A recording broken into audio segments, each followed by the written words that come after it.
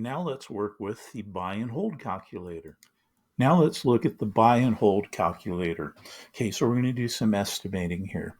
And what we're going to do is we're going to put for property value the actual purchase price.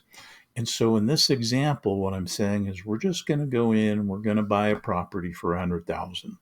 We're not worried about doing any repairs or rehab. Yeah, you might want to do something that way, but for this example, let's just say we're buying a property for 100,000.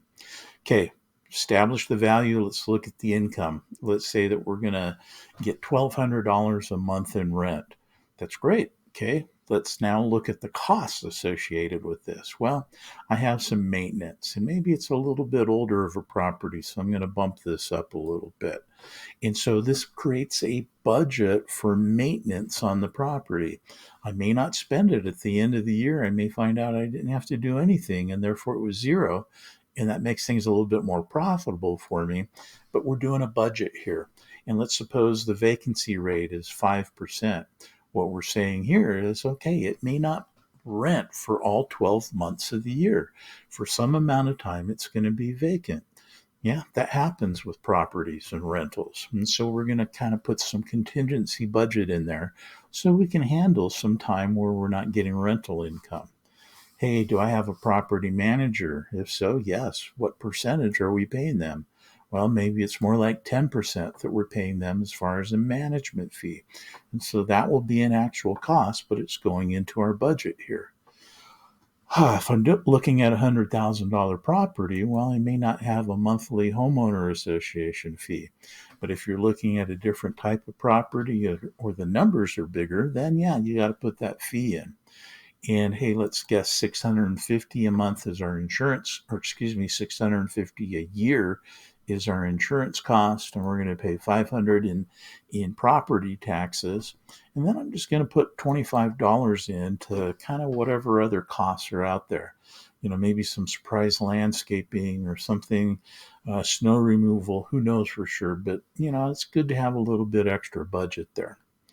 Now I'm ready to look at financing. Okay, most loans out there are going to require on a rental property that you have 20% into the property of your own funds.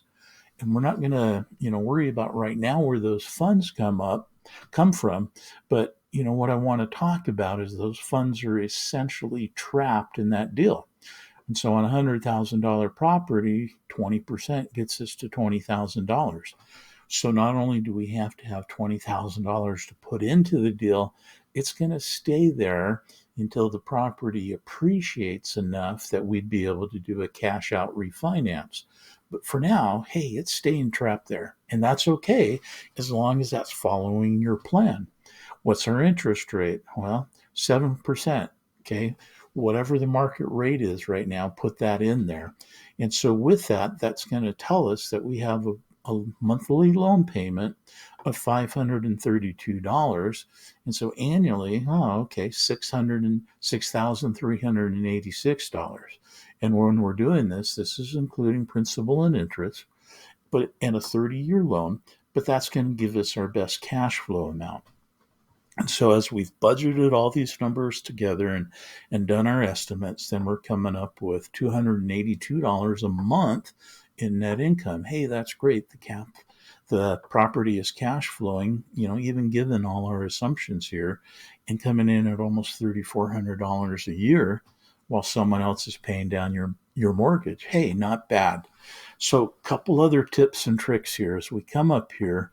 One of the things I would like you to think about is, would this work, as an Airbnb short-term rental property? And that's where you can start looking at some different property values, because if you're able to rent out the property at a higher rate, then even though, let's suppose I'm looking at a $350,000 property, but I can get a monthly rate. If it was a long-term lease, maybe I'm only getting $2,400 a month out of that. Well, that's going to be awful for me because I'm going to have negative cash flow. So I don't want to do a long-term mortgage, but what if I were able to put it on Airbnb for, on average $4,000 a month? Okay, this is why Airbnb can be attractive, Because then I come down here and go, oh, that's some positive cash flow. And so it changes the type of property that you can buy when you're looking at it that way.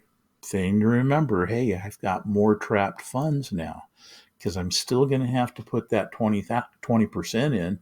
And in this case, that results in me needing 70,000 in my wallet to put in this deal so that I can make 13,600 a year.